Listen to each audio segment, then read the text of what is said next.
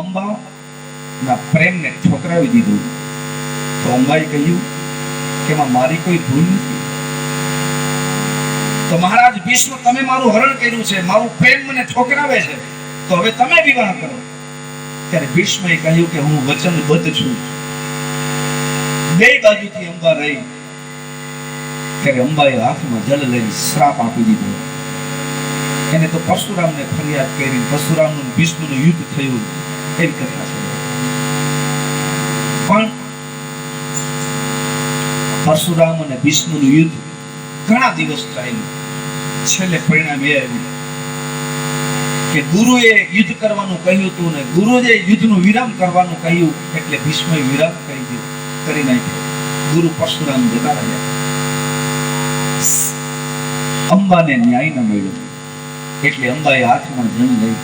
આ પ્રસંગના શબ્દો સાંભળવા જેવા બહુ છે. માણસ ભૂલ કરે ત્યારે એને કેવા જન્મમાં જન્મ પછી લેવા પડે. અંબાએ હાથમાં જલ લીધું અને પ્રતિજ્ઞા કરી કે હે મહારાજ ભીષ્મ, જન્મ પછી જન્મ ભલે મારે લેવા પડે, હું જન્મ તમારી પાછળ દોડીશ, પણ હું વેર નો બદલો લઈને રહીશ. હાથમાં જલ લઈને નીચે મૂક્યું. વેર નો બદલો. આવી છાપ લઈને જયારે ઉપર જાય છે ને, ત્યારે વેર વાળવા માટે બીજો જન્મ લેવો પડે છે. યાદ રાખજો, આપણું કોઈ ગુરુ કરે ને ત્યારે એના સામે વેર ન બાંધવું. ત્યારે એમ ન કહેવું કે હવે હું જ્યાં સુધી વેર ન વાળું ત્યાં સુધી મને નિરાત નહીં થાય. એવા વેરના સંકલ્પ કરીને ઉપર જાય છે ને, ત્યારે વેર લેવા માટે પાછા જન્મ થાય. આ વસ્તુ યાદ રાખજો. બધાને માફી આપી દો, હિસાબ કિતાબ પૂરા કરો. આજે રાત્રે સુઈ જાવ ને તમે, ત્યારે એક પ્રયોગ કરજો કે મારો જન્મ થયો, હું સમજણો થયો ક્યારથી, કે હું સમજણી થયો ક્યારથી. અત્યાર સુધીમાં કોઈ પણ વ્યક્તિએ મારી ઉપર છેતરપિંડી કરી હોય એને માફી, મારું કોઈ હૃદય દુભાયું હોય એને માફી. આ દુનિયામાં જેટલા લોકોએ મારું જે થાય તે ખરાબ કર્યું હોય એની સાથે હવે મારે કોઈ લેવા દેવા નથી, મારે વેર બાંધવું નથી. માફી. અને મારાથી કોઈ ભૂલ થઈ ગઈ હોય, મારાથી કોઈનું હૃદય દુભાવાઈ ગયું હોય, મારાથી કોઈ ભૂલ થઈ હોય, તો હું આખા જગતની માફી માંગુ છું. મારા પરિવારના સભ્યોની, મારા કુટુંબની, મારા નાતની, સમસ્ત માનવ સમાજની, મિત્રોની, આખી પૃથ્વી પર જેટલા જીવ જંતુ પશુ પક્ષીઓ જન્મ જન્માંતરના ઋણાનુબંધન હોય એ બધાની માફી માંગુ છું. અને મારું કોઈ જન્મ જન્માંતરમાં ખરાબ કર્યું હોય તો હું બધાને માફી આપું છું. હવે મારા આ દુનિયામાં હિસાબ કિતાબ પૂરા થાય.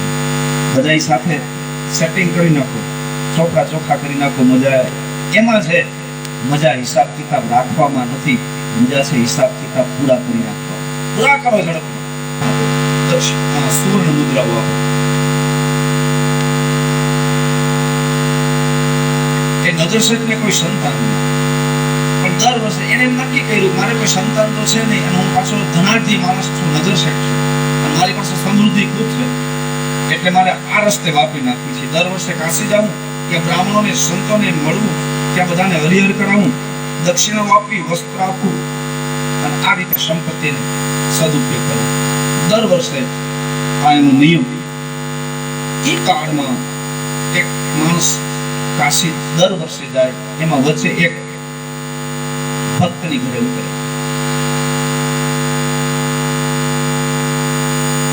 તો એ જે ભક્તનું ઘર હતું, ભજન કરતો હતો, એ ધંધો સોનાનો કરતો હતો. કોઈ જાતિ ઉપરથી વાત નથી કરતો. જે સોનાનો ધંધો કરે એને સોની કહેવાય, જે ખેતી કરે એને ખેડૂત કહેવાય. કોઈ જ્ઞાતિની વાત નથી.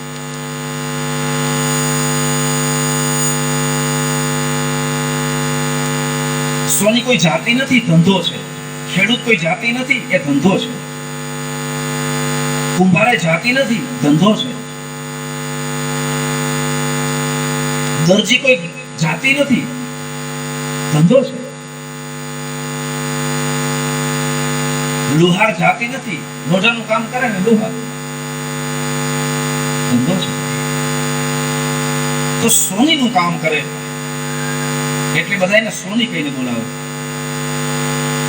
ભગવાનનું ભજન કરે, સોનીનો ધંધો કરે. એની ઘરે દર વખતે આ નગર શેઠ ઉતરે અને પછી એક બે દિવસ વિસામો ખાઈ સત્સંગ કરે ને પછી કાશી જવા માટે આગળ પ્રયાણ કરે.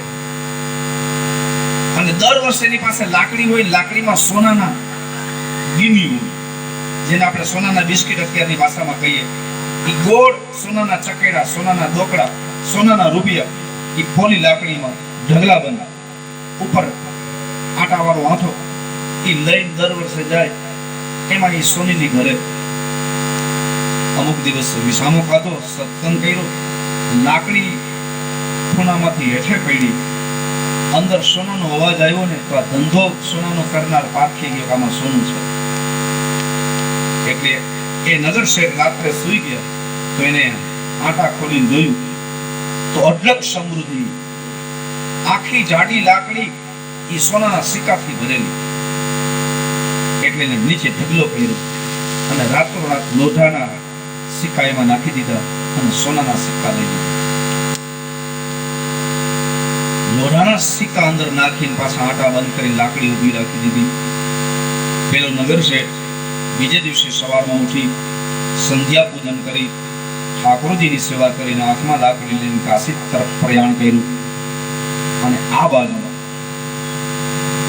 આ માણસ કે મારા માલ થઈ ગયો, મોટો ધનાઢ્ય થઈ ગયો. ઈ સોનીને પણ કઈ સંતાન નહીં, કોઈ સંતાન નહીં. આ નગર શેઠને પણ સંતાન નહીં. અને જેના સોનાના રૂપિયા લઈ લીધા, જેની ઘરે ઉતરો તો એને પણ કઈ સંતાન નહીં. ગજબ ગજબની કહાની છે. ઋણના બંધનનું દ્રષ્ટાંત અજબ ગજબનું છે.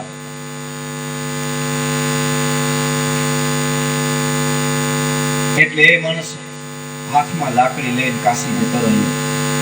કાશીમાં પહોંચી ગયો, સાધુ બ્રાહ્મણોનો ભંડારો કર્યો, 84 કરી, ત્યાં બધાને બોલાવ્યા, દાન દક્ષિણા આપી, ખૂબ જાહો જલાલીથી બધાને ઘણો સમય મિષ્ટાન ભોજન અર્પણ કરી, બ્રાહ્મણો બ્રાહ્મણીઓને, સાધુ સંતોને વસ્ત્રો આપ્યા, દક્ષિણાઓ આપી.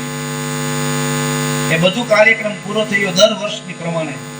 પછી વેપારી સમાજને બોલાવ્યો, કારણ કે જેટલી બધી વસ્તુ ખાતે લીધી હોય એ બધા વેપારીઓ બિલ લઈને આવે. પછી વિદાયના ટાણે આ લાકડી ખોલી એમાં ધનના સોનાના સિક્કા આપી દે, વેપારી બધા એના પૈસા લઈ લે, હિસાબ કિતાબ આ રીતે થતો. એટલે વેપારી મંડળને બોલાવ્યું કે હવે તમારો હિસાબ લઈ જાઓ, મારો પ્રસંગ પૂરો થયો. વેપારીનો સમાજ ગોળ રાઉન્ડમાં બેઠો, બધા વેપારીઓએ બિલ આપ્યા. ત્યારે આ નગર શેઠે લાકડી ખોલીને ત્યાં ઢગલો કર્યો, ત્યાં સોનાના સિક્કા ન નીકળ્યા, લોખંડના સિક્કા નીકળ્યા. ઓહ, મારી પ્રતિષ્ઠાનું શું? સીધો ઝાટકો લાગ્યો ને હાથ બેસી ગયો, તરત જ મરણ થઈ ગયું, મૃત્યુ. આ દુનિયા છોડીને જતો રહ્યો. આ બાજુ જેને ધન લઈ લીધું હતું એ માણસ ધનવાન થઈ ગયો. પછી સમય જતો રહ્યો, સમય જતો રહ્યો.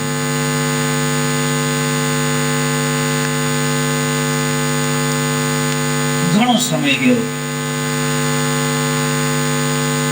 એક વખત આ સોનીના પરિવારે જેની સંપત્તિ લઈ લીધી હતી એની પત્નીને ગર્ભ રહ્યો. એક દીકરાનો જન્મ થયો. અને એ સોની પરિવારનો મુનિમ જે હતો ને, એ મુનિમ જ્ઞાની હતો, સત્સંગી હતો. એટલે શેઠાણીને જે ગર્ભ રહ્યો, જે બાળકનો જન્મ થયો, એમાં કેટલો ખર્ચ થયો એ મુનિમે ચોપડે ચડાવ્યો હતો હિસાબ. પછી બાળકના રમકડા કેટલા આવ્યા એ હિસાબ ચોપડે.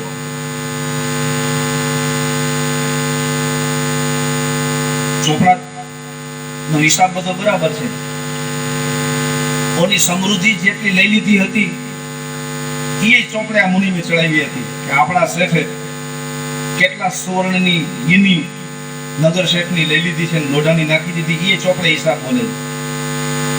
અને અહીંયા દીકરાનો જન્મ થયો, દીકરો મોટો થવા લાગ્યો, ભણવા મોકલ્યો, એ ખર્ચો કેટલો થયો એ ચોપડે ચડાવે. એક વખત શેઠ અને મુનિ બેઠા છે, રાત્રિનો સમય છે ત્યારે સોનીએ એના મુનિમને એના મહેતાજીને એમ કીધું કે મહેતાજી એક વાત કહું, મેં સાંભળ્યું છે કે આપણે સારા કર્મ કરીએ તો સારું ફળ મળે અને નબળું કર્મ કરીએ તો નબળું ફળ મળે, સાચું? બોલે હા. સુખ દિન હે સુખ મિલે, દુઃખ દિન હે દુઃખ હોય.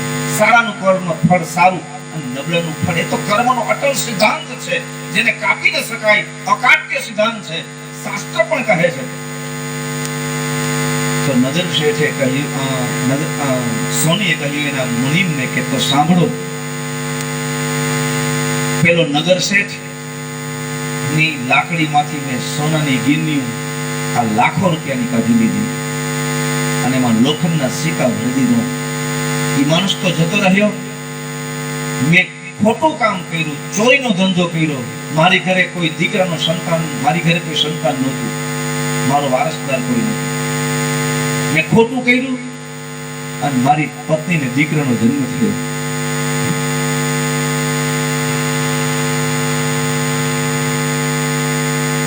આ કર્મનો સિદ્ધાંત કેવો? ત્યારે મહેતાજીએ કીધું એ તો સમય આવે ત્યારે ખબર પડે. અત્યારે એવું લાગે છે કે ખોટા કર્મનું ફળ સારું. બે કોઠલા હોય ને, એમાં એક કોઠલામાં અડધો બાજરો ભર્યો અને ઉપરથી કોઈ રેતી નાખે ને તો નીચેથી તો બાજરો જ નીકળે, કારણ કે અડધો બાજરો ભર્યો છે.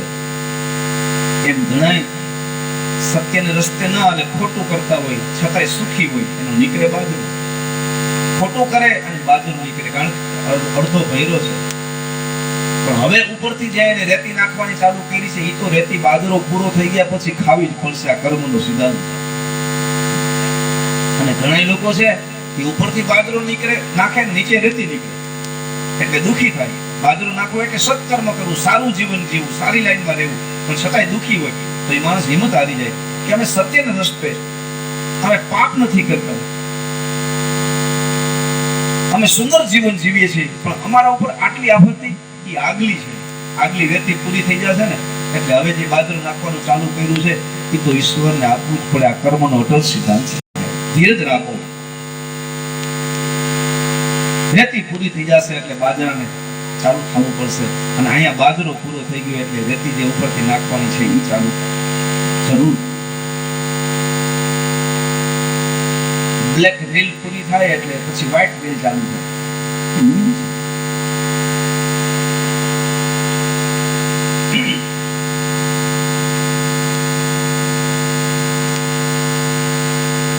તો મહેતાજી એ ચોપડામાં બધી વિગત લખી છે.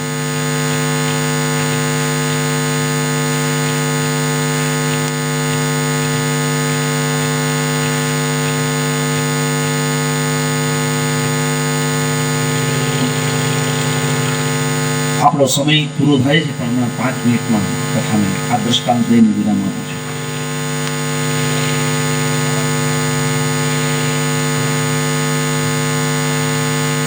એ મહેતા એ બધી નોંધ કરી છે. જેટલી સુવર્ણની મુદ્રાઓ લઈ લીધી એની નોંધ છે, એના કેટલા પૈસા આવ્યા એ નોંધ છે, અને આ શેઠાણીને ડિલિવરી આવી એમાં કેટલો ખર્ચ થયો એની નોંધ, છોકરાને ભણાવ્યો એની નોંધ, છોકરો યુવાન થઈ ગયો ત્યાં સુધી કે જેટલા પૈસા વાપરાય બધી નોંધ, ભણવામાં કેટલો ખર્ચ થયો બધી નોંધ. પછી છોકરાને પરણાવ્યો અને છોકરાને પરણાવી જે ધામધૂમથી વિવાહ કર્યા ને એની નોંધ મુનિમજીએ લીધી. એ ચોપડે બધું ચડાવ્યું અને હિસાબ થઈ ગયો પૂરો. એટલે મુનિમજીને ખ્યાલ આવી ગયો હમણાં અઘટિત બનાવ બનશે. જાન પરણીને ઘરે આવી હિસાબ પૂરો થઈ ગયો. સુંદર કન્યાને આ મૂર્તિઓ પરણીને આવે છે, એને પોખવામાં આવ્યો અને વરઘોડિયા ઘરમાં આવ્યા ત્યાં ધાડ વરાજો આ દુનિયામાંથી જતો રહ્યો. ઘરના બંગલામાં જ્યાં પગ મૂક્યો ત્યાં પગ લપસી ગયો અને માથું પૃથ્વી ઉપર ભટકાઈ ગયું. એને મૃત થઈ ગયું. માથામાં લોહી નીકળી ગયું. ઘટાડો કરી કામ થઈ ગયું, બે માણસ હયાફટ ભજન કરવા લાગ્યા, સમાજ ઉભરાઈ ગયો. ત્યારે બધાને શાંત કરી અને પોતાના શેઠ અને શેઠાણીને શાંત કરી મુનિમજીએ પ્રવચન કર્યું કે હે શેઠ અને હે માં શેઠાણીમાં, શાંતિ રાખો, નિરાકર. કર્મનો અટલ સિદ્ધાંત છે. તમારી ઘરે જે એવો નગર શેઠ આવતો હતો એનું રાત્રે તમે સોનાના સિક્કા લઈ લીધા, એના લોખંડના સિક્કા બનાવીને અંદર ભરી દીધા. ઈ નગર શેઠ ને કાશીની અંદર દાન દક્ષિણા કરવા માટે એને ઉધાર માલ લીધો અને એ જ્યારે ભરપાઈ કરવાનો વારો આવ્યો ત્યારે લાકડી ખોલીને જોયું તો સોનાના સિક્કા નહોતા, લોખંડના સિક્કા હતા. એનું વાડ બેહી ગયું અને એનો જીવ નીકળ્યો. એ જીવ નીકળીને જોયું કે મને કેને છેતરો, મારી સંપત્તિ કોને લઈ લીધી. એને તમે દેખાણા કે તમારી પત્નીમાં પુત્ર થઈને એની સંપત્તિ પાછી લેવાય. એ નગર શેઠ જે તમે સમૃદ્ધિ લઈ લીધી છે એ નગર શેઠ તમારે ત્યાં દીકરો બની ગયો અને જેટલી સમૃદ્ધિ તમે લઈ લીધી છે એ ચોપડે મેં ચડાવી છે અને એ તમારો દીકરો બની અને એ માલીનો પાછો લેવાયો. તમે એને ભણાવ્યો, ગણાવ્યો, પરણાવ્યો અને જ્યાં અત્યાર સુધીમાં જેટલા પૈસા એની પાછળ ખર્ચ કર્યા છે એ હિસાબ અને તમે એના રૂપિયા લઈ લીધા છે એ હિસાબ આજે પૂરા થાય. એનું માળી લઈ હવે આ દુનિયામાંથી વિદાય લેવા માટે આવ્યો છે. એ વિદાય લઈને જાય છે એમાં શોખ છે ને, જેનું હતું એ લઈ ગયો, વાત ખતમ. એમાં રડવાનું ન હોય, આ તો હિસાબ કિતાબનો ખેલ છે. ત્યારે આંખના આંસુ સાથે શેઠને શેઠાણી એટલું કહ્યું, એ તો અમે કોઈની સમૃદ્ધિ લઈ લીધી હતી એટલે અમારે આપવી પડી, પણ હવે આ વહુનું શું કરવું? એ તો શેઠ હતો, એ તો જતો રહ્યો, અમારે ઘરે જન્મ લઈ અને પછી એનું સંપત્તિ લઈ જતો રહ્યો, પણ આ વહુનું શું કરવું? તો કે એ વ્યાજ એને જોયા રાખવાનું, લઈને રાખવાનું. કાંઈક વ્યાજ તો આપવું પડે, એ વ્યાજ છે. હવે એને જોઈ અને કરેલા કર્મની ઉપર સંશોધન કર્યા.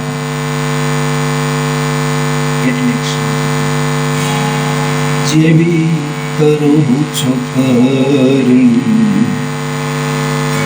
એવી તરત નડે છે.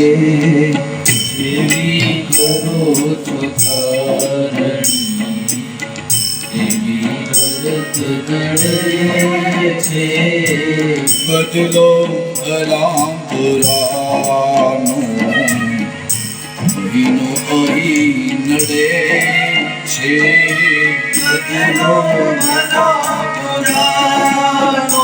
હંસાણિયા પરિવારના ભાઈ બહેનો આરતી માટે આવી જાઓ. બધા ભાઈ બહેનો આવી જાઓ, છેડા છેડી લઈને. બ્રાહ્મણ દેવ આરતી તૈયાર થઈને પરિવારને આપે.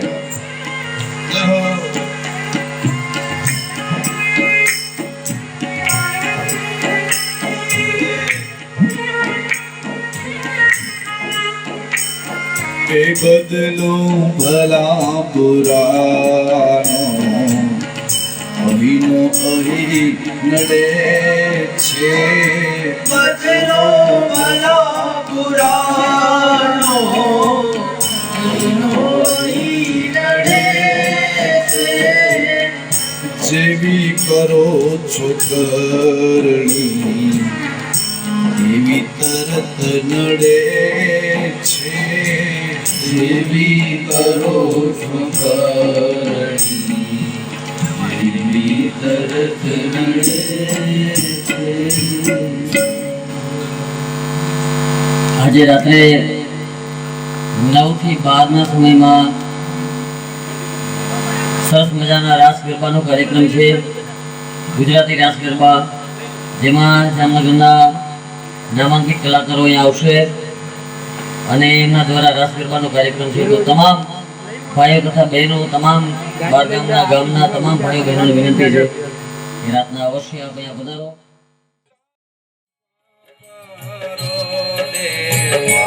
સ્વામી પાપ હરો દેવા, શ્રદ્ધા ભક્તિ બધાઓ, શ્રદ્ધા ભક્તિ બધાઓ, સંતન કી સેવા. ઓમ જય જગદીશ હરે.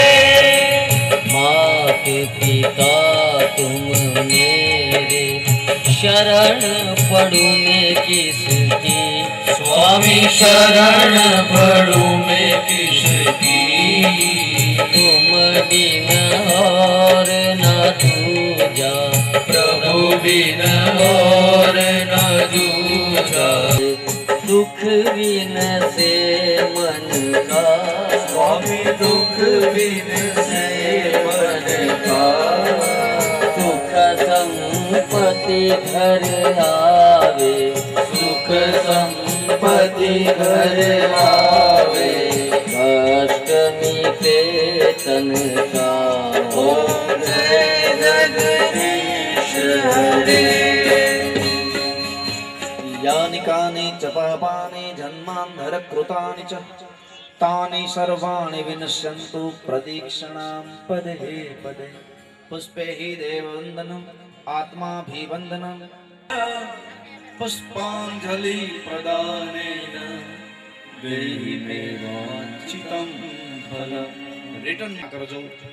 आवाहनं न जानामि न जानामि तवार्चनं पूजांश्चैव न जानामि क्षम्यतां परमेश्वर। मन्त्रहीनं क्रियाहीनं भक्तिहीनं सुरेश्वर। यत् पूजितं मया देव परिपूर्णं तदस्तु मे। गतं पापं गतं दुःखं गतं दारिद्र्यमेव च आगता सुखसम्पत्ति पुण्याहं तव दर्शनात्। त्वमेव माता च पिता त्वमेव त्वमेव बन्धु च सखा त्वमेव त्वमेव विद्या द्रविणं त्वमेव त्वमेव सर्वं मम देव देव।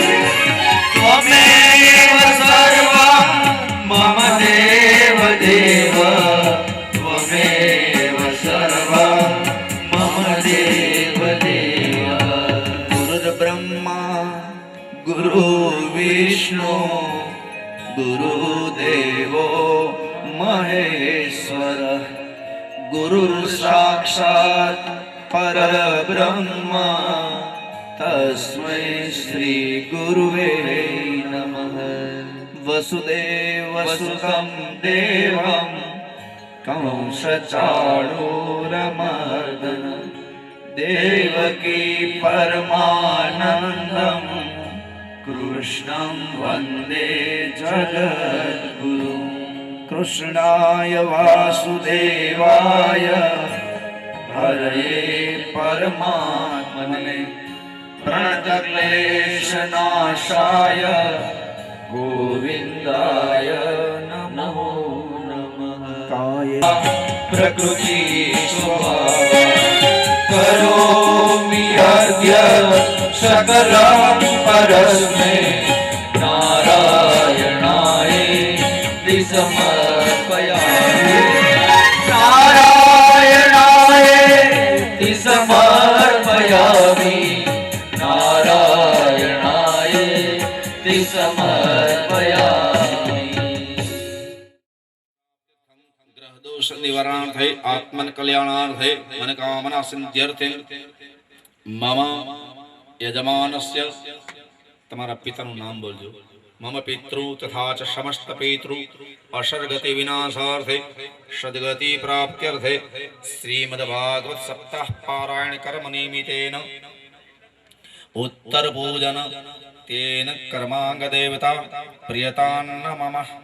ओम ब्रह्मार्पणं ब्रह्मवे ब्रह्माग्नो ब्रह्मणाहुतं ब्रह्मेव तेन गंतव्यं ब्रह्मकर्म समाधिनं तत्सत् कृष्णार्पणमस्तु। त्रण जल नीचे नीचे मुकजो।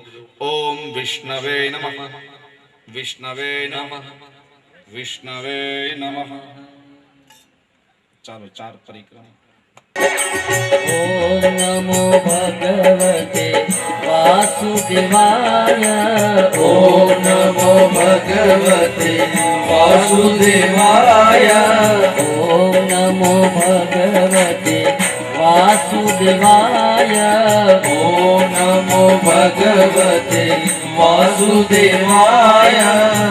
વાસુદેવાય હરિ વાસુદેવાય. વાસુદેવાય હરિ વાસુદેવાય. વાસુદેવાય હરિ વાસુદેવાય. ભગવતે વાસુદેવાય. ઓમ નમો ભગવતે વાસુદેવાય. શ્રી કૃષ્ણ ગોવિંદ હરે મુરારી. શ્રી કૃષ્ણ ગોવિંદ હરે મુરારી. શ્રી કૃષ્ણ ગોવિંદ હરે મુરારી. કૃષ્ણ ગોવિંદ હરે મુરારી. હે નાથ નારાયણ વાસુદેવા.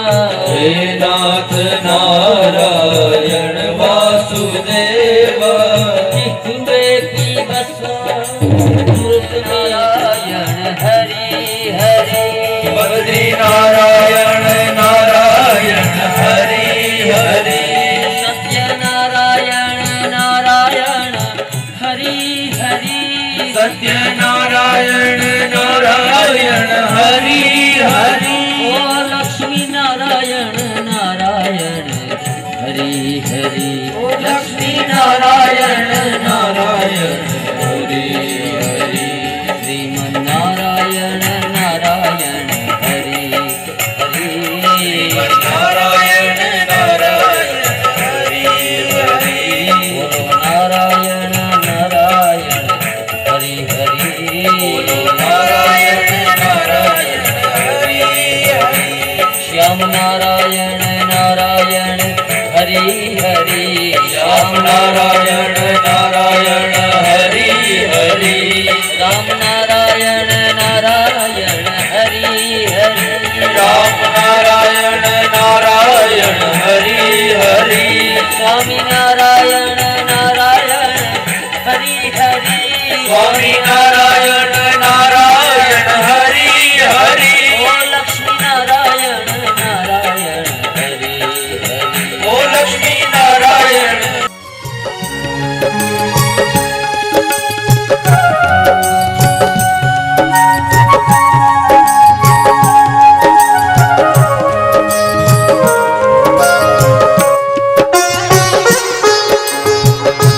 भक्तों की तूने काना विपदा निवारी.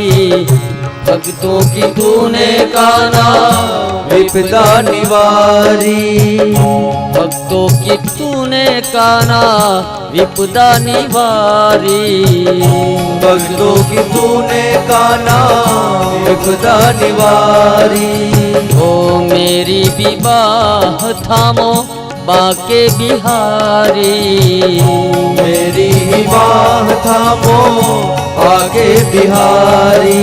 अरे बिगड़ी बनाई तूने बिगड़ी बनाए तूने. हर काम मुरली वाले मुझे चरणों से लगा ले. ओ श्याम मुरली वाले मुझे चरणों से लगा ले. ओ श्याम मुरली वाले. ओ मुझे चरणों से लगा ले. ओ श्याम मुरली वाले मुझे चरणों से लगा ले. ओ श्याम मुरली वाले.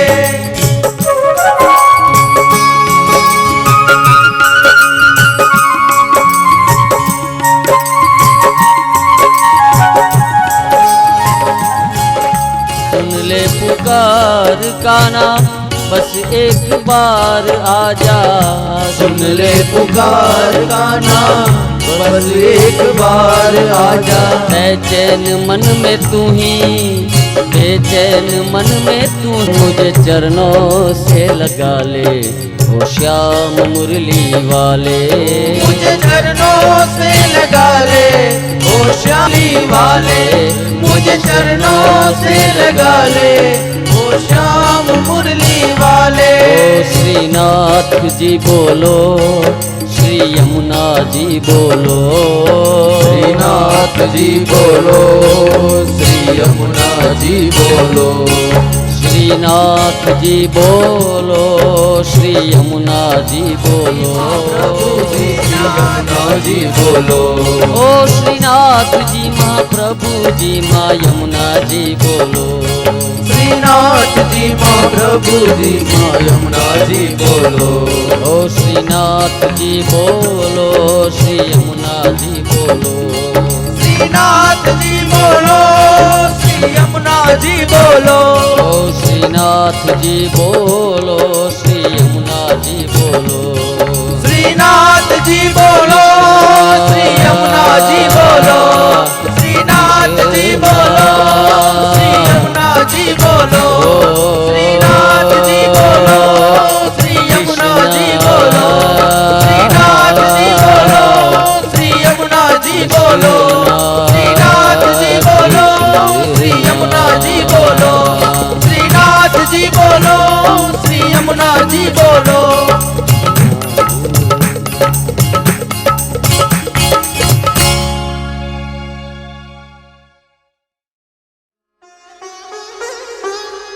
अरविंद नेत्रा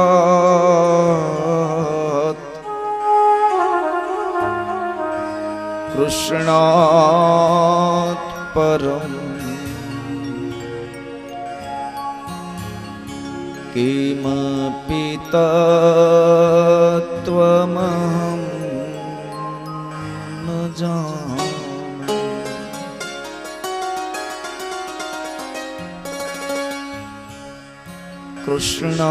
कृष्णात् परम किमपि नारायण बनावी दिए। आ एक कथा छे એટલે મહાપુરુષો લખે છે, કથાના રચયિતા કહે છે, કરવું કથા ભવ સરિતા તરની। હું તમને એવી કથા કહું છું કે ભવસાગરને પાર કરવા માટે જે નાવ સમાન છે અને નિજ સંદેહ મોહ બ્રહ્મહરની। નિજ એટલે પોતાનો, સંદેહ સંશય મોહ અને બ્રહ્મને હરવા વાળી આ કથા છે। રામ એ કથા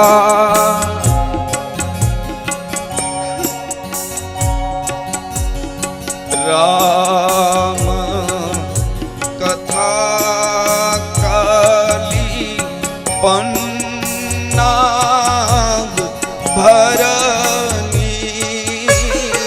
राम कथा कली पन्नाग भरनी। कृष्ण कथा कलि कलुष विभंजनी। कृष्ण कथा कली कलुष विभंजनी। कृष्ण कथा कलि कलुष विभंजनी। कृष्ण कथा कली कलुष विभंजनी। कथा भवशरीता तारनी। करऊ कथा भव सरिता तरनी। कथा शरीता तरनी।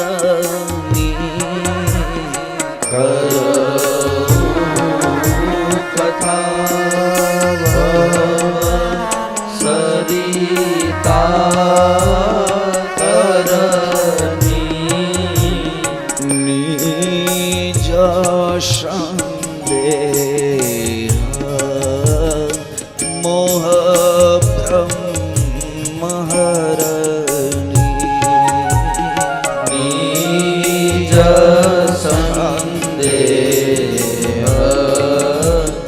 મોહ બ્રહ્મહરણી મોહ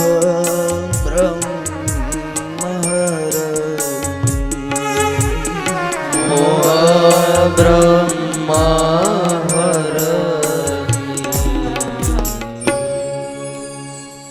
કસ્તૂરે તિલકમ લલાટ પટલે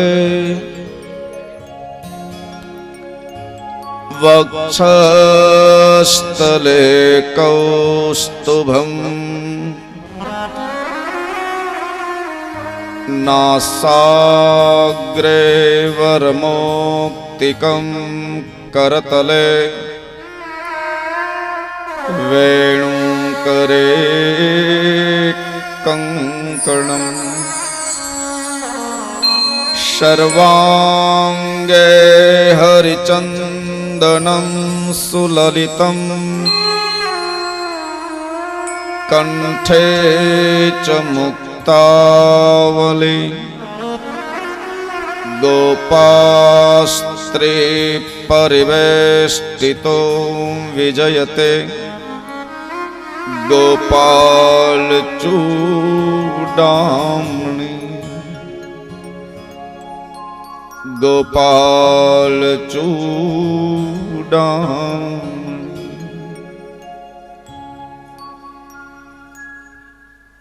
ઋષિભેષભાયા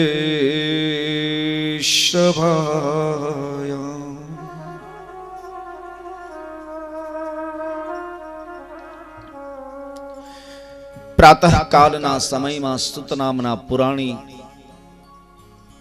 88,000 ઋષિઓને નૈમિષારણ્યની પવિત્ર ભૂમિમાં એ શ્રીમદ ભાગવતજીની કથાનો પ્રસંગ આગળ કહે છે. બધાય સાધકો, કથાના શ્રોતાઓ એ પોતપોતાનું નિત્ય કર્મ પૂર્ણ કરીને એ જ્ઞાન પીપાંસુ બધા સજ્જડ નેત્રે કથામાં બેસી ગયા. કથાનો પ્રારંભ થયો.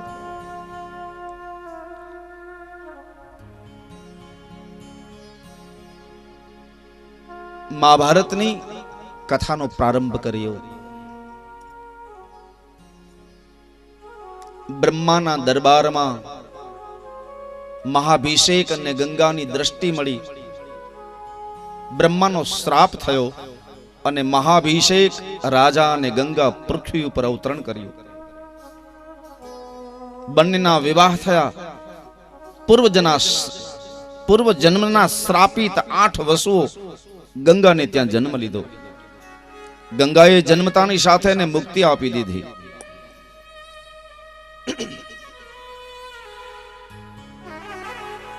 સાત પુત્રોને મુક્તિ. 8મા વસુ ને ગંગા જ્યાં જલમાં પધરાવા જાય ત્યારે મહાભિષેક એને રોકવામાં આવ્યા. ગંગા એનો ત્યાગ કરીને વચન પ્રમાણે જતા રહ્યા. આપણે કથાનું અનુસંધાન પકડી લઈએ જેથી કથા સમજવામાં સરળ રહે. એ 8મા પુત્રને ગંગાના પ્રવાહમાં જ્યાં પધરાવા જાય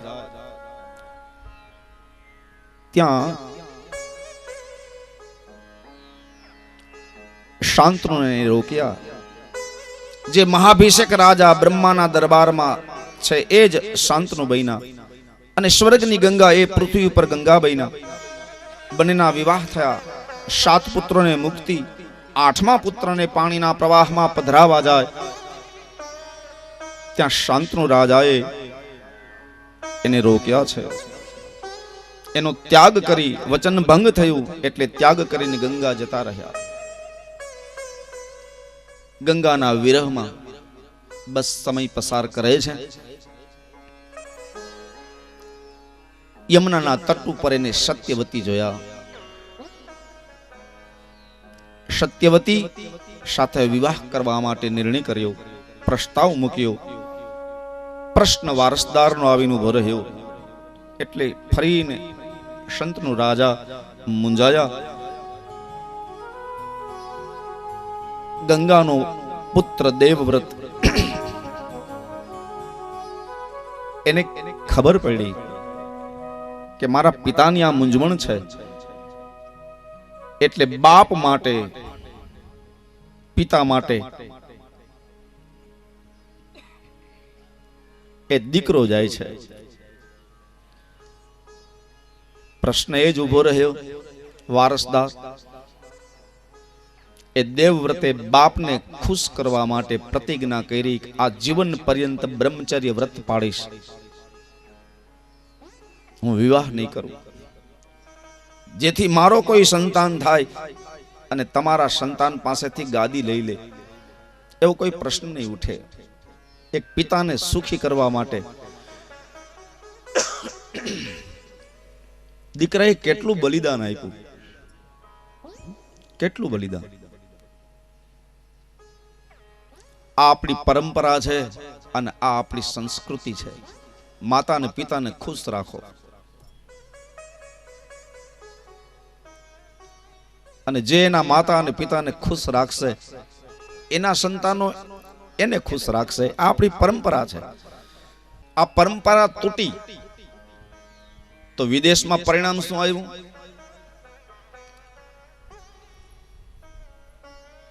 વિદેશમાં પરિણામ એ આવ્યું, કોઈ કોઈનું કોઈ છે નહીં. આ હું સાંભળેલી વાતો નથી કરતો, વિદેશમાં જોઈને આવ્યો છું. દીકરો એની રીતે રહે, દીકરી એની રીતે રહે. હદ ત્યાં સુધી કે પતિ અને પત્ની પણ ત્યાં સાથે રહેતા નથી. પત્ની જુદી રહે, પતિ જુદો રહે. એની પાછળનું કારણ સત્સંગનો અભાવ. ત્યાં સત્સંગ નથી, ત્યાં કોઈ પાસે ટાઈમ નથી. હા, એને આ વિચારધારા ગમે છે, પણ આવી વિચારધારા કરનારા ત્યાં વક્તાઓ ક્યાં?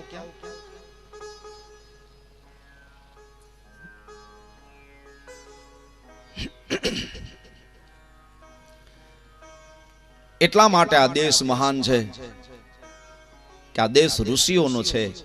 આપણે તો ઋષિઓના ખભા ઉપર બેઠા છીએ. આપને આ સંસ્કાર મળ્યા છે, આ વારસો મળ્યો છે, એટલે આ દેશ મહાન છે. આ દેશમાં એટલા માટે બધા દેવતાઓના જન્મ છે. નહીતર ભગવાન કૃષ્ણને અમેરિકામાં જન્મ લેવામાં વાંધો શું હતો? હે?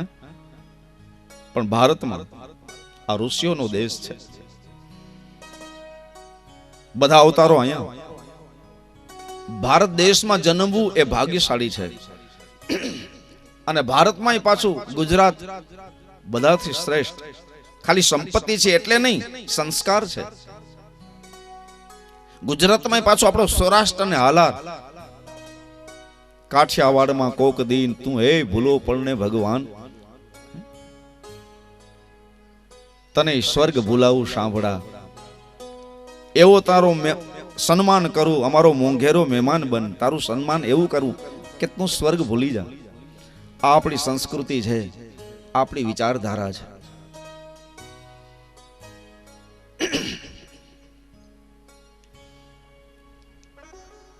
અને આ બધી મહેનત કરીએ છીએ ને એ ઉગે છે, એ હકીકત છે, ઉગે છે. લોકો એમ કહેતા હોય કે આટલી બધી કથાઓ થાય છે, એનું પરિણામ ક્યાં? પણ હકીકતે સમાજમાં જોઈએ ને તો એનું પરિણામ છે, એ ઉગે છે. આ બધી વાતો થાય છે, એનું ચોક્કસ પરિણામ આવે છે.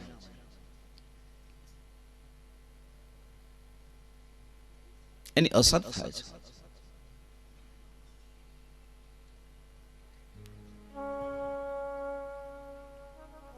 આજે સવારે હું ગોપાલભાઈ ની ઘરે જ મારો ઉતારો છે. જે ફલ્લા છોડી અને રાજકોટ જતા રહ્યા છે. મેં સવારમાં 1 કલાક બેઠા સાથે જે ચર્ચા કરી, મને એની વિચારધારા બહુ ગમી.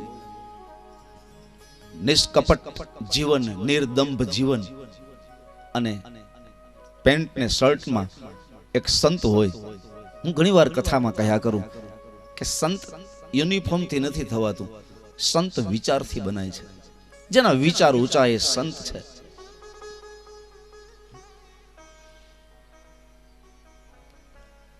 જે મને ગમે, જે હું વ્યાસ ગાદી ઉપરથી કહું, એવા વિચારો બધાય ગોપાલભાઈ મને વાતો કરી, મને ખૂબ ગમ્યું.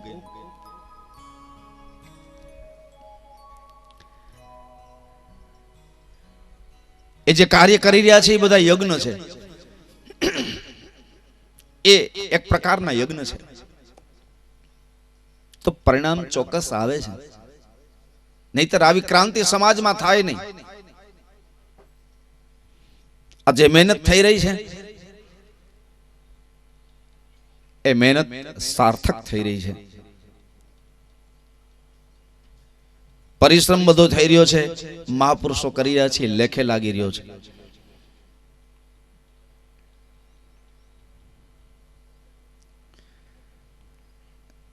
તો એક પિતાને ખુશ રાખવા માટે દીકરાએ કુરબાની આપી દીધી. આ જીવન પર્યંત બ્રહ્મચર્ય વ્રત ધારણ કરીશ, વિવાહ નહીં કરું. આ કોઈ નાની સોની કુરબાની છે?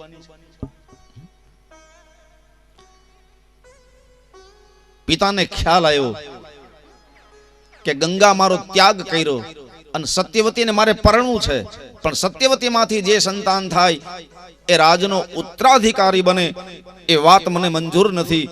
મેં ઉત્તરાધિકારીની ઘોષણા દેવવ્રતને કરી નાખી છે. મારા મોટા દીકરાને અન્યાય ન થાય એટલા માટે સત્યવતી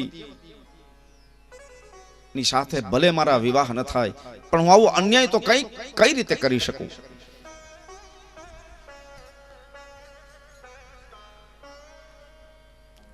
આ વાતની ખબર દેવવ્રતને પડી કે મારી માં ગંગાના વિરહ માં મારા પિતા ઝૂરે છે, દુખી થાય છે. એનું કાંઈક મન ઠર્યું છે સત્યવતી સાથે વિવાહ કરવામાં, પણ સત્યવતીના પિતાનો પ્રસ્તાવ છે એમાંથી જે સંતાન થાય એ રાજનો ઉત્તરાધિકારી બને. અને ઉત્તરાધિકારી તો મારી ઘોષણા કરી છે મહારાજ શાંતનુએ. તો પિતાની મુસીબત દૂર કરું. દીકરો બાપ માટે કન્યા લેવા માટે ગયો છે. બાપ દીકરા માટે કન્યા જોવા જાય, આજે દીકરો બાપ માટે કન્યા જોવા ગયો. ઓહો! અને પછી બ્રહ્મચર્ય વ્રતની ઘોષણા કરી અને સત્યવતીને લઈને પરણાવે છે. બાપ ખુશી થયા, દીકરા આટલી કુરબાની, તને હું ઈચ્છા મૃત્યુનું વરદાન આપું છું. તારી જ્યાં સુધી ઈચ્છા હશે ત્યાં સુધી તું જીવી શકીશ, તું કાળને ધક્કો મારી શકીશ. આ મારી શક્તિ હું તને આપું છું. કઠિનમાં કઠિન દેવવ્રતે પ્રતિજ્ઞા કરી એટલે ભીષ્મ નામ રાખ્યું. બધાયથી મોટા છે એટલે પિતામહ, પછી એના છોકરાઓના છોકરાઓ એટલે એને પિતા, પિતામહ, દાદા એટલે ભીષ્મ પિતામહ. ભીષ્મનો અર્થ થાય કઠિન. કઠિન પ્રતિજ્ઞા કરી એટલે ભીષ્મ, નહીતર એનું અસલ નામ છે દેવવ્રત.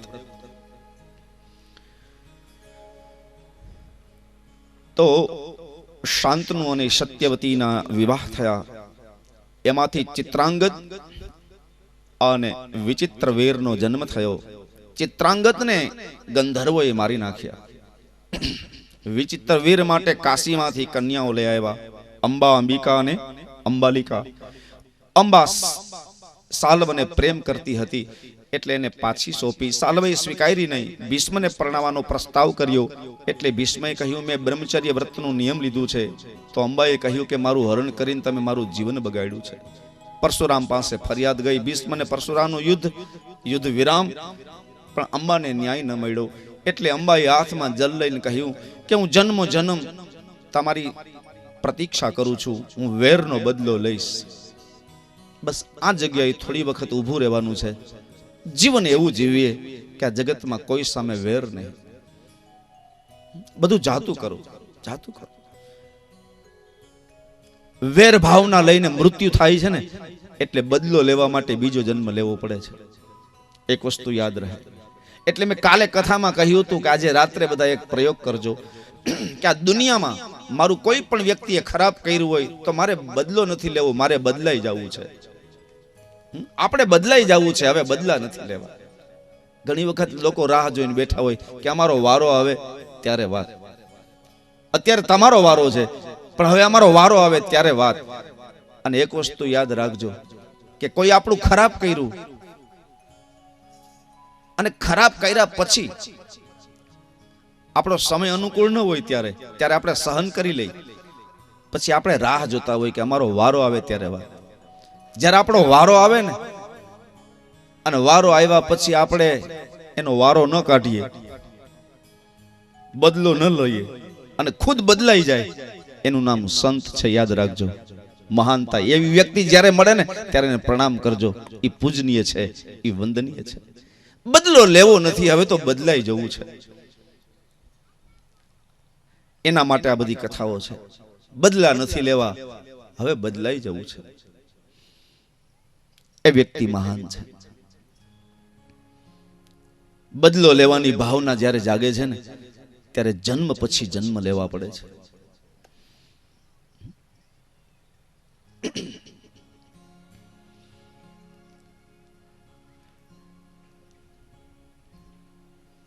તો એ અંબાએ બદલો લીધો અને બદલો લેવા માટે શિખંડી જન્મ. હવે અર્જુનની આગળ ઉભો રહેશે અને ભીષ્મ પિતામહના મોતનું કારણ આ શિખંડી બનશે. એ શિખંડી એ જ આગલા જન્મનો અંબા છે. અને ભીષ્મને પ્રતિજ્ઞા છે કે હું સ્ત્રી ઉપર હથિયાર ન ઉઠાવું, અને શિખંડી સ્ત્રી નથી ને પુરુષ નથી, એને હું મારું નહીં. એ અર્જુનનું ઢાલ બનીને ઊભી રહેશે ને ભીષ્મનું કારણ બનશે, મોતનું કારણ આ શિખંડી. શું કામ? બદલો લેવાની ભાવનાથી જન્મો છે. એટલે મેં કાલે કથામાં કીધું હતું કે આજે રાત્રે પ્રયોગ કરજો કે મારું કોઈ બુરું કર્યું હોય તો બધા એને માફ, અને મારાથી પણ કોઈનું બુરું થઈ ગયું હોય તો હું બધાની માફી માંગુ. ઘરે ઘરે જઈને પગે લાગવાની જરૂર નથી, આંખો બંધ કરી અને આખા જગતને હાથ જોડી દો. આખા જગતને હાથ જોડીને માફી માંગી લો. મારાથી કોઈ ભૂલ થઈ હોય તો હું આ જીવ જંતુ જડ ચેતન બધાની માફી માંગુ છું. મારું કોઈ ખરાબ કર્યું હોય તો મારે કોઈના બદલા લેવા નથી, મારા તરફથી બધાને માફી. હિસાબ કિતાબ પૂરો થઈ ગયો એટલે જન્મ મરણના ચક્કરમાંથી છૂટી ગયા. આ જન્મ મરણના ચક્કરનું કારણ છે હિસાબ કિતાબ, ઋણાનું બંધન. પૂરા કરી નાખો એને.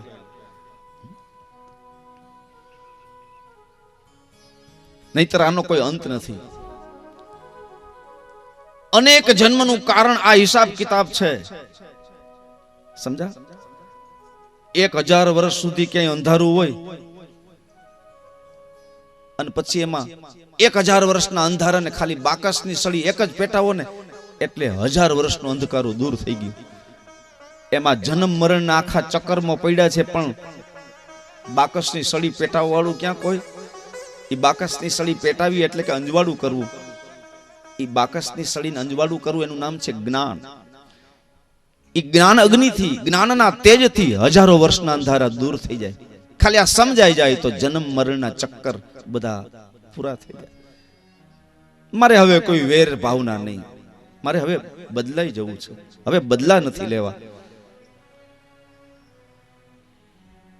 આવું જ્યારે વિચાર નથી આવતો ને આવું યાદ નથી આવતું ને એટલે આખું જીવન એમને પૂરું થઈ જાય છે. કોઈ યાદ કરાવવા વાળું ન હોય તો આખી જિંદગી વિષયમાં વહી જાય, વિષય ભોગવવામાં આખી જિંદગી વહી જાય. એને કોઈ હાથ પકડીને સમજાવવા વાળું નથી કે આ કરવા માટે જન્મ નથી. આખું જીવન ઘણું વિષય ભોગમાં પૂરું થઈ જાય.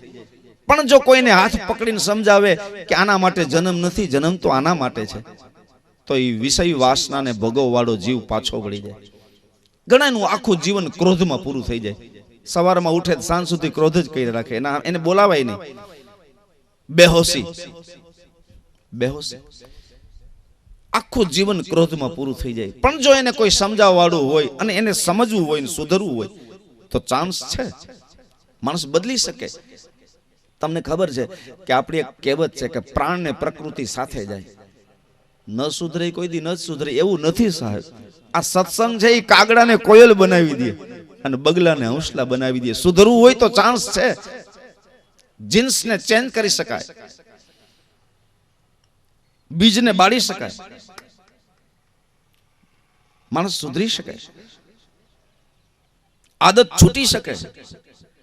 ઘણાનું આખું જીવન લોભમાં પૂરું થઈ જાય, ઘણાનું આખું જીવન અહંકારમાં પૂરું થઈ જાય. પણ માણસ ધારે ને જાગે તો પરિવર્તન લાવી શકે, સુધારો કરી શકાય. મહાપુરુષોએ કઈ ચેલેન્જ કરી છે કે માણસ બદલી શકે છે, પ્રાણને પ્રકૃતિ સાથે જ જાય એવું નથી, એના બીજને બદલાવી શકાય. લોહીમાં ભળેલું હોય તો એને પણ સુધારી શકાય.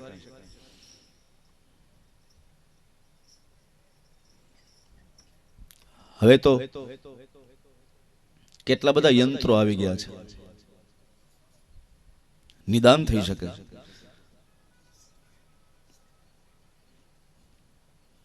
યંત્રની વાત આવી એટલે એક સ્પષ્ટતા કરવી જરૂરી છે અત્યારના વિજ્ઞાનના યુગમાં કે દીકરો ને દીકરી યુવાન થાય પછી સગપણ કરવાનું હોય ને એટલે અમારી પાસે ઘણા લોકો જન્માક્ષર લઈને આવે અને મેળાપકની વાત કરે કે મેળાપક આવે છે, જરાક જોઈ દો ને.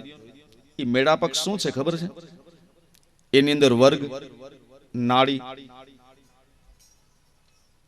એ બધું જોવાનું હોય. ગણ, રાક્ષસ ગણ છે કે દેવગણ. એકનો રાક્ષસ ગણ હોય ને એકનો દેવગણ હોય તો બેયને ઝઘડો થાય, ભળે નહીં.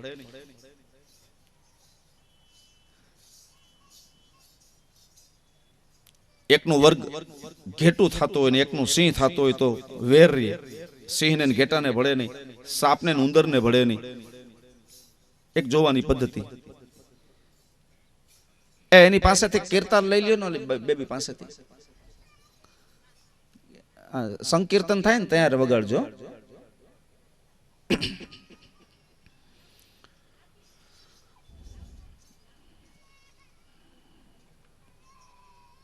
તો મેળાપક જોવાની એક પદ્ધતિ છે, પણ સત્ય એ છે કે જન્માક્ષર એટલા માટે મેળવવા પડે છે કે આ દીકરી અને આ દીકરો, આ વર અને કન્યાના જો વિવાહ થાય તો આમાં કોઈ ખોટ ખાપણ વાળા સંતાન નહીં જન્મે ને. મૂળ રહસ્ય ત્યાં પડ્યું છે.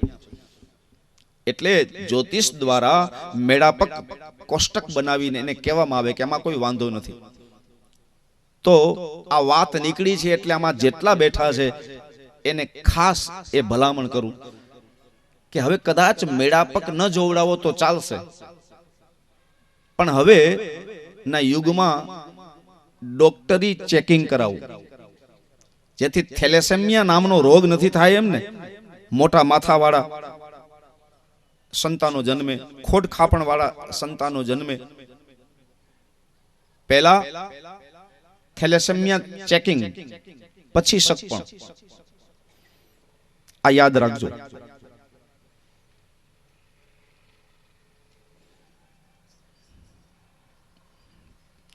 જેથી ખોટ ખાપણ વાળા બાળકો ન જન્મે અને આખી જિંદગી જેને બોજ ઉપાડવો ન પડે.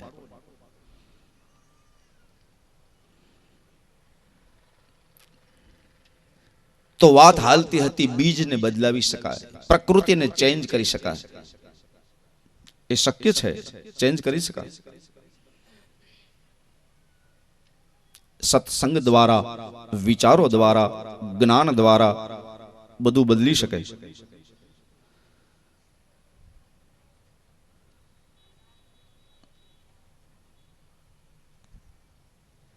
તો ચિત્રાંગદ ને ગંધર્વએ મારી નાખ્યો. વિચિત્ર વીર માટે કાશીની 3 કન્યાનું ભીષ્મએ હરણ કર્યું. અંબાએ બદલો લેવા માટે બીજા જન્મમાં શિખંડી બન્યા. પછી જે અંબિકા હતી એ અંબિકા અને અંબાલિકા એને પરણાવી દીધી. જે ભીષ્મ કાશીમાંથી હરણ કરીને લઈ આવ્યા છે એ અંબિકા અને અંબાલિકામાંથી સંતાનો ઉત્પન્ન થયા. અંબિકાના ધૃતરાષ્ટ્ર થયા અને એના 100 પુત્રો થયા. અંબાલિકાને પાંડુ સાથે અંબાલિકા થી પાંડુ થયા, જેને 5 સંતાનો થયા, જેને આપણે કૌરવો અને પાંડવો કહીએ છીએ.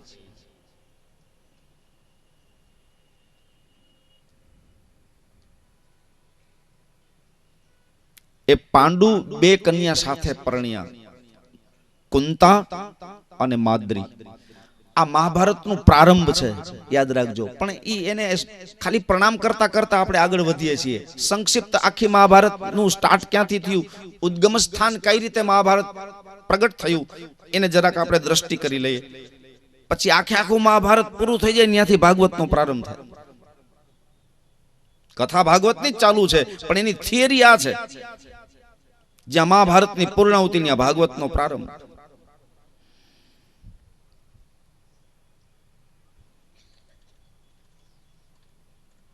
તો એ પાંડુ કુંતાને માદ્રીને પરણે છે અને ધૃતરાષ્ટ્ર ગાંધારીને પરણે છે. ધૃતરાષ્ટ્રના ગાંધારીના વિવાહ થયા ત્યારે ગાંધારીનો ભાઈ શકુની ભેગો આવ્યો વેર લેવા માટે. હજી તો વિવાહ થયા છે, વેર શેનું? મનમાં ગ્રંથિ બંધાઈ ગઈ કે એનો આંધળો છોકરો છે, એની સાથે મારા બેનના વિવાહ કર્યા, હવે હું બદલો લઈશ. એ પરિવારને ચેનથી બેસવા નહીં દઉં. ભાઈ આવ્યો એ આવ્યો, પછી ક્યારેય ગાંધાર એ ગયો નહીં. શકુની ક્યારેય ગાંધાર ન ગયો. ત્યારથી કહેવત નીકળી કે બેનની ઘરે ભાઈ જાજો સારો નહીં, બહેનોની ઘરે ભાઈઓએ જાજુ રોકાવું નહીં.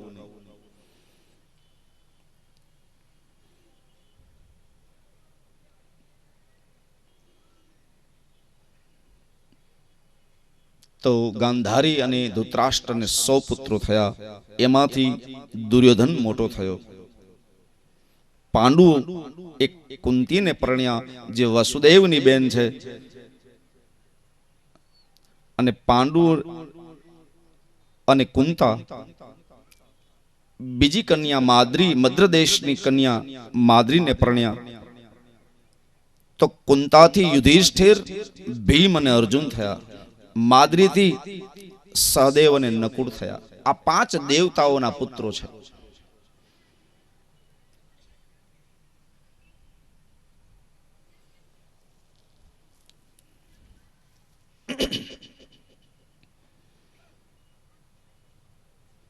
પણ ધૃતરાષ્ટ્ર અને પાંડુ, એમાંથી ધૃતરાષ્ટ્ર મોટા છે ને પાંડુ નાના છે. હવે અહીંથી કથા સ્ટાર્ટ વ્યવસ્થિત થઈ ગઈ. આ બેમાંથી ગાદી કોને આપવી એ પ્રશ્ન ઉભો થયો. રાજવીઓ બધા ભેગા થયા, સભામાં સન્નાટો બોલ્યો. ત્યારે ભીષ્મ એવો નિર્ણય આપ્યો છે કે ગાદી ધૃતરાષ્ટ્રને મળે. ગાદીનો વારસદાર ધૃતરાષ્ટ્ર છે, કારણ કે 2 પુત્રો પરંપરા મુજબ ધૃતરાષ્ટ્ર મોટા છે, તો એને ગાદી આપો. નિર્ણય લેવાઈ ગયો. તો ભીષ્મની આજ્ઞા, નિર્ણય લેવાઈ ગયો. ધૃતરાષ્ટ્ર ગાદીનો અધિપતિ છે. પણ ત્યાં સભામાં વિદુર, એ વિદુરી દાસી પુત્ર છે.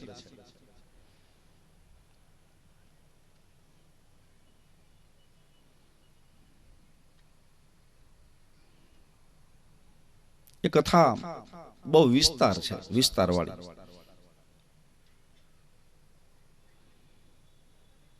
આ અંબિકા અને અંબાલિકામાંથી વેદવ્યાસ દ્વારા સંતતિની ઉત્પત્તિ થઈ છે. પણ વેદવ્યાસજીનું તપસ્વી રૂપ જોયું ને, એટલે એકે આંખ બંધ કરી દીધી ને એકને શરીરમાં કંપવા થયો. એટલે વેદવ્યાસજીએ કહ્યું કે પાંડુ રોગવાળો પુત્ર થશે. એ પાંડુ, અને આનું સ્વરૂપ જોઈ અને આંખ બંધ કરી, તપસ્વી વેશભૂષા જોઈને આંખ બંધ કરી, તો એને ધૃતરાષ્ટ્ર અંધપુત્ર થયો. પછી સત્યવતીએ કહ્યું કે ફરીને હું વિનંતી કરું છું, અમારા વંશમાં કોઈ સારા સંતાનનો આશીર્વાદ આપો. ફરીને રાણીઓને તૈયાર કરી. રાણીઓએ ના કહી દાસીને મોકલી. તો દાસીમાંથી આ જે જન્મ થયો એ વિદુર છે, દાસી પુત્ર કહેવાયો. વિદુરને મંત્રી બનાવ્યા છે, ભાઈનું સ્થાન આપ્યું. હસ્તિનાપુરના એ મંત્રી છે. અને એ વિદુર આજે સભામાં આવીને કહે છે કે હે પિતામહ ભીષ્મ, તમારી આજ્ઞા શિરોમાન્ય. ગાદી ધૃતરાષ્ટ્રને મળે એ તો પરંપરા મુજબ બરાબર છે, પણ અવિવેક થાય તો માફ કરજો. વિદુરજી રાજના નીતિવાન છે, ધર્મ નીતિવાન છે, નીતિજ્ઞ પુરુષ છે, જ્ઞાની પુરુષ છે, સત્સંગી અને વિદ્વાન છે. તો એને કહ્યું કે ધૃતરાષ્ટ્ર મોટા છે એ બરાબર છે, પણ ગાદીને લાયક પાંડુ છે. ધૃતરાષ્ટ્ર અંધ છે, જે વ્યક્તિ પોતે ખુદ દેખી શકતી નથી, જેને ખબર નથી કે આગળ ખાડો છે કે પહાડ છે, જે પોતે પોતાની રક્ષા કરી શકતી નથી, એ બીજાની રક્ષા શું કરે? એટલે મારી પ્રાર્થના છે કે હસ્તિનાપુરના રાજા મહારાજ પાંડુને બનાવો. હાથમાં આવેલી ગાદી જતી રહી. પાંડુ વીર છે, સશક્ત છે, સુરવીર છે, યોગ્યતા છે. જ્યારે ધૃતરાષ્ટ્ર અંધ છે, મારી દ્રષ્ટિએ અંધને રાજ્ય ગાદી સોંપાય નહીં. પણ ત્યારે પરિવારમાં સંપ હતો, એટલે ઝેર ધૃતરાષ્ટ્ર પી ગયા કે હાથમાં આવેલી ગાદી જતી રહી. કોઈ વાંધો નહીં, ભાઈને મળી છે ને, એ મારો નાનો ભાઈ છે ને, હજી આટલું સારી વાત છે.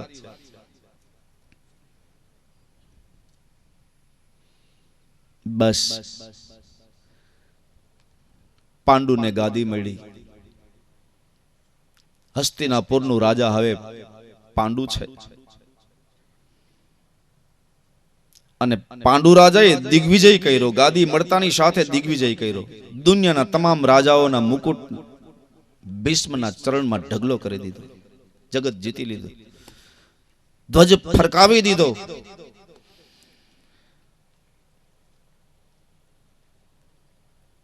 પછી ભીષ્મે કહ્યું કે જગતને જીતીને જગતના તમામ રાજાઓના મસ્તકના મુકુટ હસ્તિનાપુરના દ્વાર ઉપર તોરણ બાંધી દીધા. જગત જીતાઈ ગયું, દિગ્વિજય કર્યો પાંડુ રાજાએ.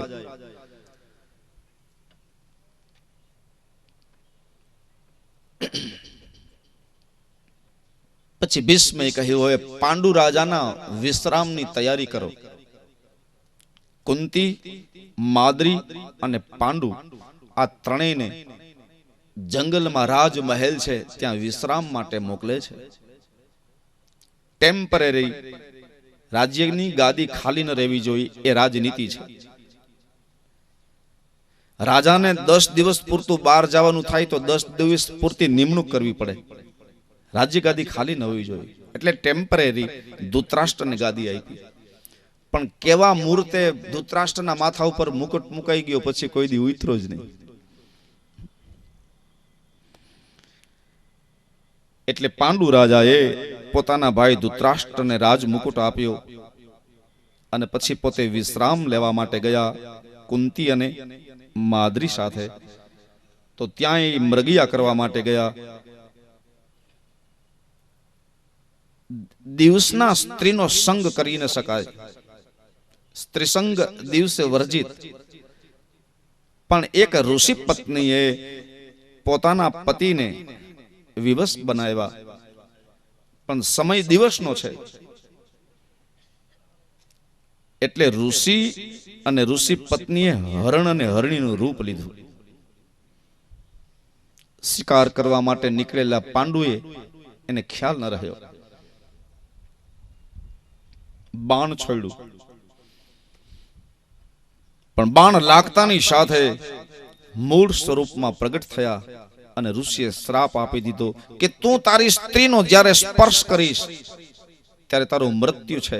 મેં મારી સ્ત્રીનો સ્પર્શ કર્યો, આ કાળમાં મારું મૃત્યુ આવ્યું, તો હું તને શ્રાપ આપું છું કે તું તારી સ્ત્રીનો સ્પર્શ કરીશ ત્યારે તારું મૃત્યુ છે.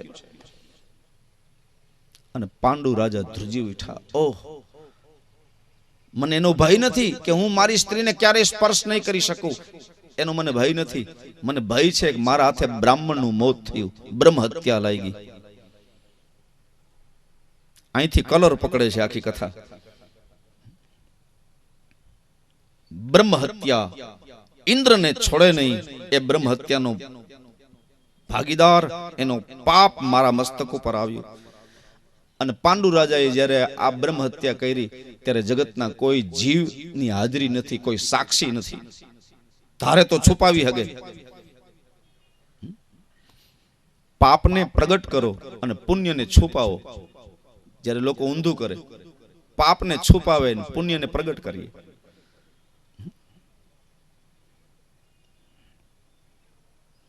પાપને પ્રગટ કરો અને પુણ્યને છુપાવો.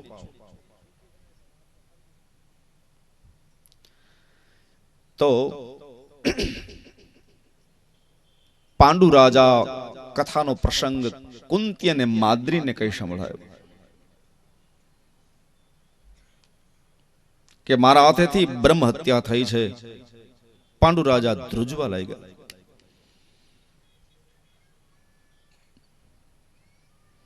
કુંતી અને માદ્રીને લઈને હસ્તિનાપુરમાં આવ્યા. સભા ભરાઈ ગઈ. ધૃતરાષ્ટ્રને ટેમ્પરરી જે મુકુટ રાજમુકુટ આપ્યો છે એ હવે પાંડુને મળે. ઉત્તરાધિકારી યાને કે નિમણૂક કરેલો રાજા એ છે. તો સભામાં બધાઈને પ્રણામ કરીને પાંડુ રાજા ઉભા થયા. ભીષ્મની હાજરી છે અને પાંડુ રાજા બોલ્યા,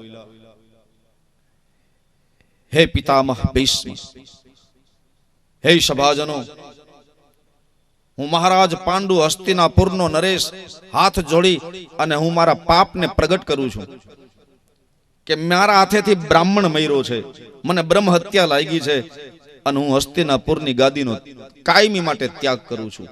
નિયમ એવો છે શાસ્ત્રનો કે જેના હાથેથી બ્રાહ્મણ મર્યો હોય એ રાજા ન બની શકે. રાજા બનનારને બ્રહ્મ હત્યાનું પાપ ન લાગ્યું હોવું જોઈએ એવી વ્યક્તિ રાજ્ય કરી શકે.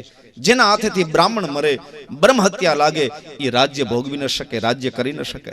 મારા હાથેથી બ્રાહ્મણની હત્યા થઈ છે. હું બ્રહ્મઘાતી છું, હું બ્રહ્મ હત્યારો છું, હું પ્રાયશ્ચિત કરીશ. ત્યારે સભામાં ભીષ્મ પિતામહ ઉભા થઈને કહ્યું કે હે બેટા પાંડુ, તે બ્રાહ્મણને જ્યારે માર્યો, ઋષિને માર્યો, ત્યારે જગતમાં કોઈ પણ વ્યક્તિ ત્યાં સાક્ષીમાં હાજર છે? પાંડુએ કહ્યું, સાક્ષીમાં ત્યારે કોઈ નહોતું, સાક્ષી જગતનો નાથ. મેં જ્યારે ઋષિને, ઋષિ પત્નીને માર્યા ત્યારે જગતના કોઈ જીવની ત્યાં હાજરી નહોતી. ત્યારે સિંહાસન ઉપરથી દોડીને ભીષ્મએ પોતાના પૌત્રને ગલે લગાવ્યા, ધન્ય બેટા, જગતમાં કોઈની હાજરી નહીં અને છતાંય તે તારા પાપને પડકાર્યું, જાહેરમાં પાપને પ્રકાશ્યું. ધાર્યું હોત તો તું પાપને છુપાવી શકત અને હસ્તિનાપુર જેવી ગાદી તારા હાથમાંથી જવા ના દેત. કારણ કે એનો જામીન કોઈ છે નહીં, કોઈ આ જોયું નથી. એટલે તને ધન્ય છે. આપણા વંશજો ઉપર મને ગર્વ છે, મને માન છે. ગર્વથી મારું મસ્તક કાયમ ઊંચું રહેશે. પુત્રને ગલે લગાવી પછી કુંતી અને માદ્રીને લઈને પાંડુ રાજા જતા રહ્યા. ધૃતરાષ્ટ્રને ગાદી સોંપી દીધી. હવે ગાદીનો અધિપતિ હસ્તિનાપુરનો રાજા ધૃતરાષ્ટ્ર બન્યા. પહેલા રાજા કોણ હતું? પાંડુ. હવે ધૃતરાષ્ટ્ર રાજા બને છે. ધૃતરાષ્ટ્ર અને ગાંધારી નામની કન્યા સાથેના વિવાહ કર્યા છે. એનાથી 100 પુત્રો થયા. એમાં દુર્યોધન મોટો છે. અને પાંડુ રાજા કુંતી અને માદ્રીને લઈ ફરીને વનગમન કર્યું. ત્યાં રહ્યા. પણ એક વખત પાંડુ રાજા ઉદાસ ચિત્તે બેઠા છે. શું મને કોઈ વારસદાર નહીં મળે? મારો વંશ અહીંથી પૂરો થઈ જશે? આવા ચિંતનમાં, ગાઢ ચિંતનમાં બેઠા છે. ત્યારે કુંતી અને માદ્રી એ પાંડુ રાજા પાસે આવે છે. પાંડુ રાજાએ કથાનો પ્રસંગ કઈ સંભળાયો, મારા દુઃખનું કારણ આ છે. મારો શું કોઈ વંશ નહીં? મારો કોઈ વારસદાર નહીં? આંખમાંથી અશ્રુ પડે છે. ત્યારે કુંતીએ કહ્યું કે મહારાજ ચિંતા ન કરો, એક પ્રસંગ કહું. તમારા ને મારા જ્યારે વિવાહ નહોતા થયા અને હું મારા પિયરમાં હતી અને હું યુવાન હતી, ત્યારે અમારે આંગણે દુર્વાસા ઋષિ આવ્યા અને દુર્વાસાની મેં સેવા કરી. યાદ રાખજો, કરેલી સેવા કોઈ દિવસ નિષ્ફળ નહીં જાય. પેલો ભોજન કર્યા વિનાનો જતો રહ્યો.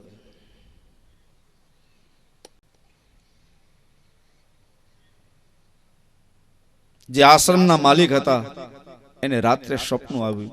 સ્વપ્નમાં ભગવાને આવીને કીધું કે જેને હું મારી દુનિયામાં 60-60 વર્ષથી હાચું છું, એને તું એક ઘડી ન હાચવી હઈ ગયો. માળા નથી કરતો એ તો મારે જોવાનું છે કે તારે જોવાનું છે? માળા નથી કરતો છતાં હું જેને 60-60 વર્ષ ત્યાં જમાડું છું, હે, એને તું એક વખત ભોજન ના આપી શક્યો? કહેવાનો મતલબ મારો એ છે કે સેવા કરવી હોય તો ગુણ દોષ ન જોવા. એ આવો છે, એ આવો છે, એ આવો છે, એ પૂજા નથી કરતો, એ પાઠ નથી કરતો, એ માળા નથી કરતો, એ સંસ્કારથી રહેતો નથી. વર્ષો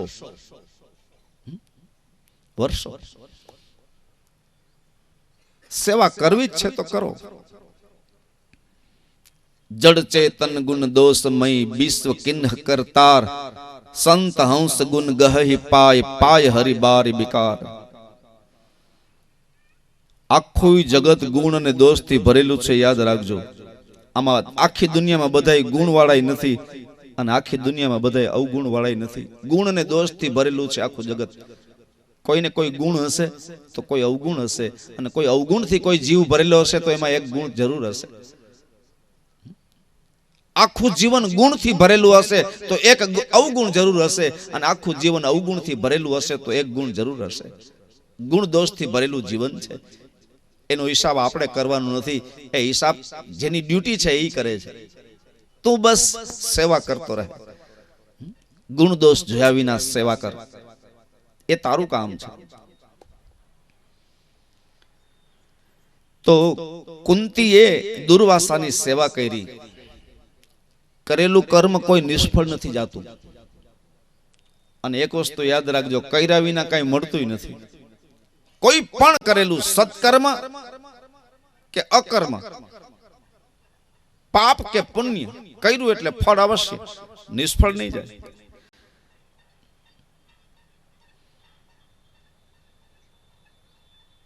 હા, સારા કર્મનું ફળને થોડુંક વાર લાગે પણ નિષ્ફળ નહીં જાય.